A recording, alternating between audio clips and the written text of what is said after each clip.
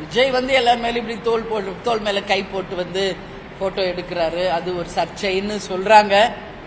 But அரண்டவன் கண்ணுக்கு இருண்டதெல்லாம் பேய் அப்படின்ற மாதிரி நம்ம செய்யற எல்லா சின்ன சின்ன விஷயமும் நம்ம நெகட்டிவா பார்த்தா அப்படிதான் தெரியும்.